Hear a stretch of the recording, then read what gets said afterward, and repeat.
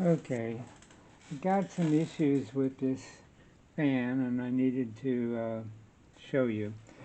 First off, I cleaned off the fan, got it looking pretty good, and I took the stator out, put in a new head wire, cleaned all this. That was after we had repaired this.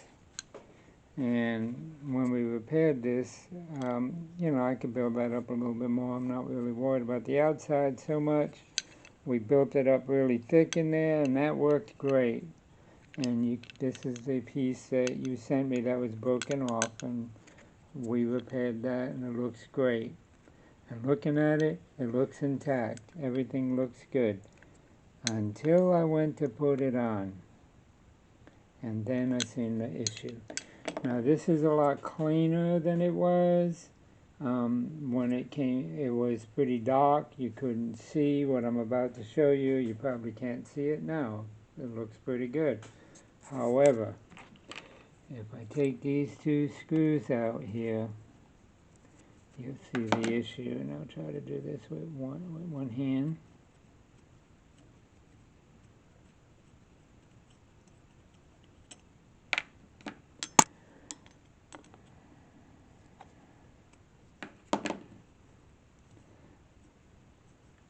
I haven't cleaned the screws, so they're a little gummy, but I'll clean them up. I did clean this piece. I cleaned this. I cleaned it just now, and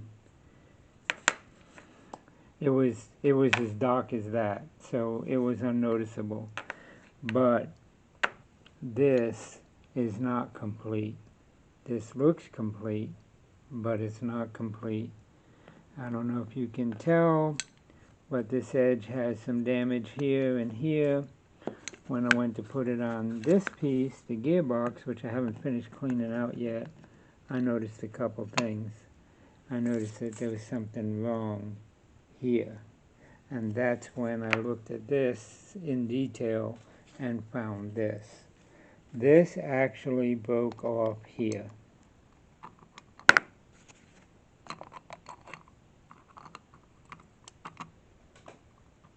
Now there's a couple problems with that. I take this off and turn it this way so you can see it better.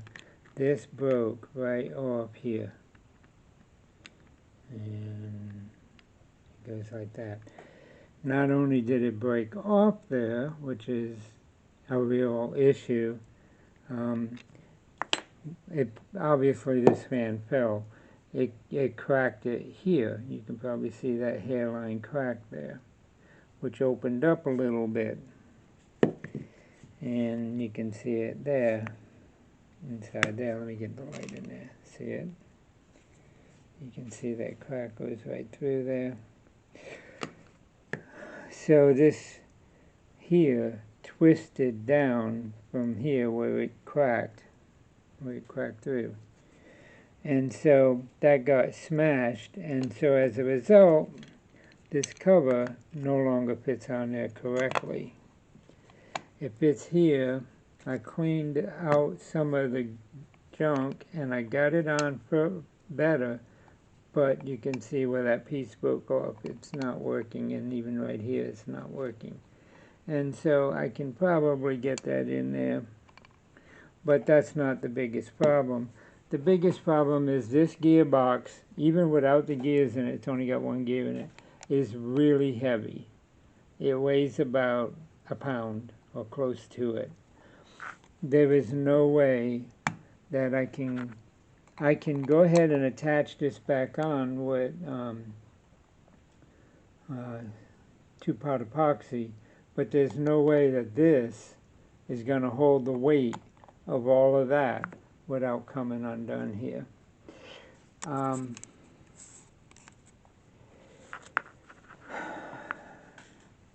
Okay, let me try to make this a little bit easier to see what's going on. This here has to hold all the weight. This is actually a bad design. GE kind of messed up here because this cover has to come off. So since this cover has to come off, they couldn't connect it to this. They couldn't connect it to this piece. They probably could have if they didn't have the bolts right there, but it wouldn't have mattered. When it fell, it busted through here and here because just these little sections here was holding all that weight. It holds all of the weight of the entire device here, which is solid steel, plus the gears that go in it. And like I said, it's about a pound. It could even be a little over a pound. I haven't weighed it. It's heavy though. This was a very bad design for GE. They should not have done this with cast metal. You see how pitted that is? That's because it's cast metal. Now the good thing about cast metal is JB Weld does adhere to cast weld a lot better than regular weld. That's why this came out strong. But we also built it up on the inside because it doesn't matter there. It's just airspace. And we were able to make it even stronger than it originally was with JB Weld. However, I'm going to have to probably break that seam free to get this in, or maybe not worry about it because I can put some gasket sealer in here. That wouldn't be a problem because this is not under pressure as far as grease is concerned. However, the torque of this armature turning here, and this is a big heavy armature, the torque of this armature turning here is this gear, while it's turning, it's spinning at a very high RPM. This gear is turning a gear in here, which is not in here right now, that goes on this shaft, and that gear turns this big heavy brass gear, which is connected and frozen solid at the moment, to this steel plate. And that's what makes the fan oscillate, is it turns this plate. Now I'll break that free and get that turning. That's not a big issue. It is frozen. Apparently this fan fell many years ago because all through here was gummed up. And you see there's still some dirt here. See that dirt there? I didn't get it all out yet. But all through here was gummed up with dirt. This thing was gummed up. And I mean, by dirt, I mean old grease and dirt and grime, like in here, but built up. You see how it builds. Oh, man, get a light there. You see how it builds up. And I've already cleaned this here, but you see how that builds up with gunk, grease and dirt and stuff. And it was old and dried out grease and dirt and gunk. That's why this is frozen. It's been out of commission for decades. So, okay, back to what I was saying. You see it's got a ball bearing in there. See that ball bearing in there? This is under a lot of torque. This is a pretty good design, but it's under a lot of torque. And as the motor's turning, it works hard to turn this gear and turn all of this. And when you turn this, you see what it does to the device? There's a lot of pressure when you, and I'm not squeezing. I'm sort of sliding around, right? But it's got to turn this gear, and that's a lot harder, actually frozen. Plus, it has to knock that pin out of the tooth against that bearing to turn that gear. That's part of what's holding it. Okay, and that mechanism turns, this whole mechanism turns back and forth to do that. And it's sort of like spring loaded, but it's even more so than spring. It's actually a ball bearing that has to be forced over. All that torque, all that turning pressure trying to oscillate is going to be against these little pieces. These little pieces are already going to be trying to hold up all this weight. It's not going to happen. It's not going to happen. You got two suggestions. I have two. There's two options basically. One, well, actually, there's one option. I really should. I would suggest taking this big gear out if I can get it out, lighten this load as much as I can, take these things out, and make this just ornamental. It'll no longer be functional. Put this on here, and maybe even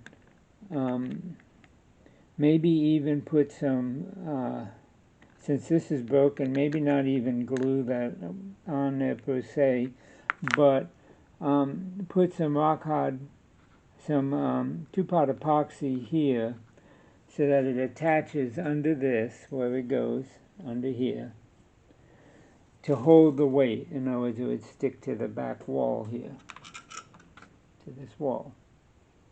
So this, if you think of this as being that, it would be like this, and welded there to hold, well, epoxy there.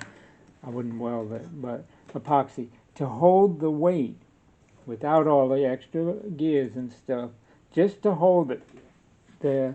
I can also put this on the top where it goes, up here, right? And I can put a washer. I think I can get a washer in there. I don't know. Maybe. I could probably put a washer behind these screws that's bigger than this, that pinches this and pinches this on both of them, which would help also hold it together. I can do that. And then the other step of that option would be trying to find another gearbox. That would mean waiting. You would have to, I could help you do an eBay shared search. You would have to wait until somebody lists one of these either for parts or not working or whatever, or just a gearbox. If they got a damaged one that busted, you know, they would sell parts, right? I mean, that's what you do when something is beyond repair. And they would you'd probably be able to buy the gearbox or a complete parts fan to take the gearbox off of. That could be months, could be years, it could be weeks, could be days, who knows. Whenever one becomes listed, you'd have to buy it and then switch out the gearbox. That would be why I would JB Weld and not weld. Because with JB Weld, you can always break it off, clean it off, and then bolt on a new gearbox. And, you know, this one would be gone. There's other issues, like this thing is totally worn out. I don't know why that's like that. I haven't gotten that far yet. But basically, this sits on top. This is an oiler. You would push that pin down. Let me get a screwdriver here. You would use an oil spout like this, right? Except for a bigger one, like an oil can. And it would push that down. You can probably see that there. It pushes it down. And you squirt the oil in and you let it go, and the spring pushes the ball bearing back up. And what that does is this thing sits on this flat part here. And so when you add oil, the oil goes through that little hole back there and oils the armature. Okay?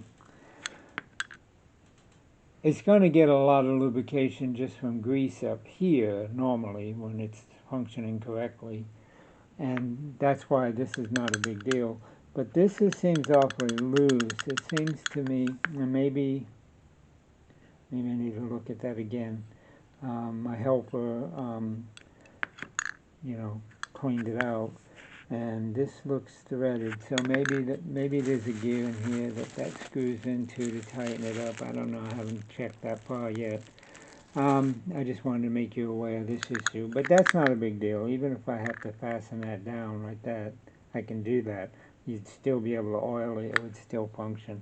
That should not jump up and down and be that loose. And like I said, maybe that screws into a gear. I haven't put this gear on yet. And so let's see, what is that laying? that would land right here.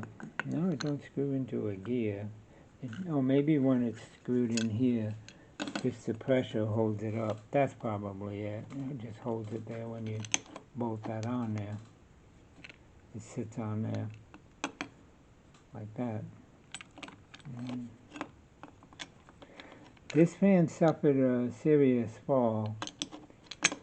It's like it was torpedoed in a battleship being torpedoed. Yeah, that would sit like that. So that would hold it up. That's how it was. Okay.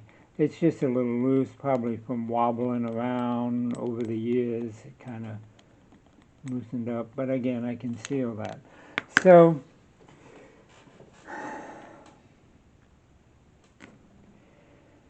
that's what I would suggest.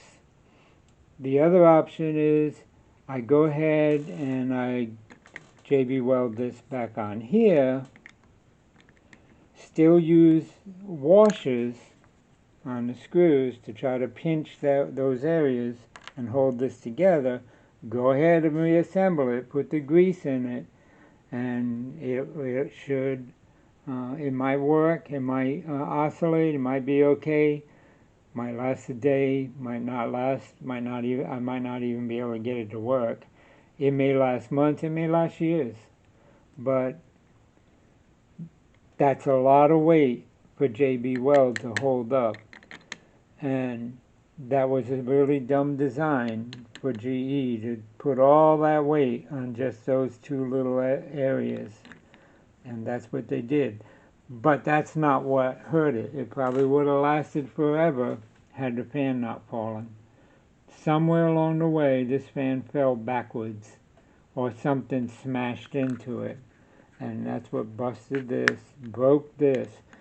Had I seen this, I would have made this video a lot sooner. But like I said, it was all corroded, and you can see I cleaned it down to the metal.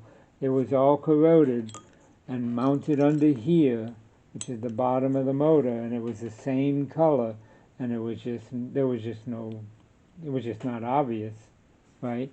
What was obvious was this was missing, and like I said, that looks intact, and it probably is intact. This section here is where it broke off, here and here, and again, that was filthy dirty, so it was just not obvious that that had broken. I didn't even see that split. Because, you know, you're looking at the whole fan, I'm looking at the interior wires, I'm thinking, how am I going to get this gigantic, heavy stator out of this case to put the head wire on? I mean, there's a lot that goes into remodeling the fan, and those are the main things. This is the minor finish work, and when I got to it and seen that, well, what can I say? It is what it is. So, I need to know how to proceed.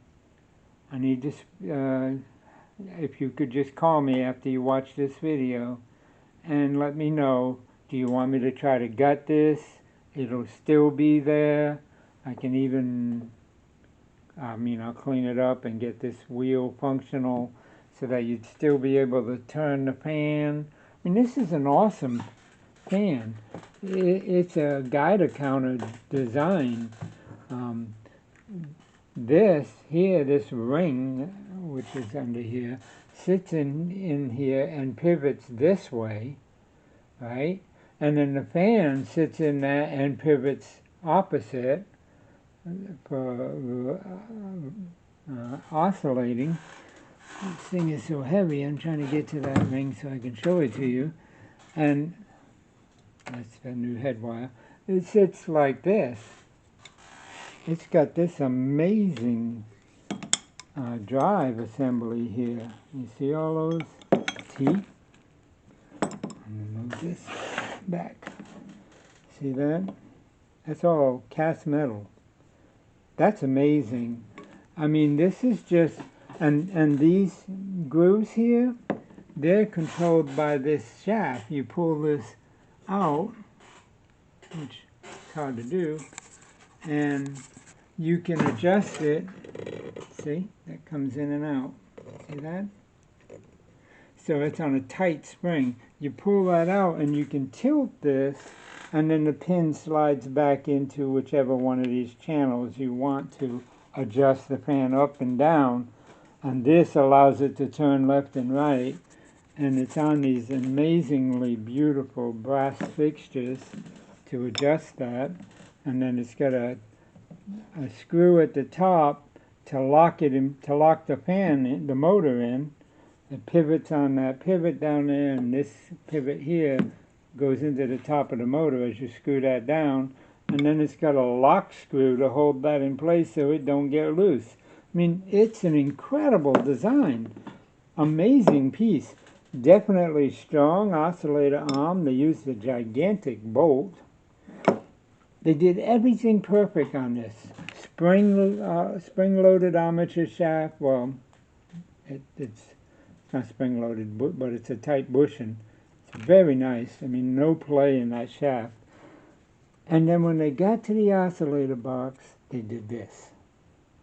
Unreal. Now, it might have been that they subbed this out to another company that built these for them, but either way, it was the GE engineers that designed this. The same engineers that designed all that quality designed this, which is just ridiculous. I mean, look at that. That holds all that weight and all that torque on just those little pieces of metal. That was a big blunder, especially with the amount of torque it takes to turn this gear against that pulley and that shaft, and the weight. That's quite a bind on this as this is turning. It's going to want to do this. It's just going to break free. Anyway, hate to bring bad news, but before I go any further, I'm already got hours in it, and I'm going to have to connect up the fan motor and the line cord, and I took the bottom plate off. I have to take this speed control out and service it. I mean, there's a lot to do yet, and before I go any further, I need to know what you want me to do about this. Anyway, give me a call. Thanks.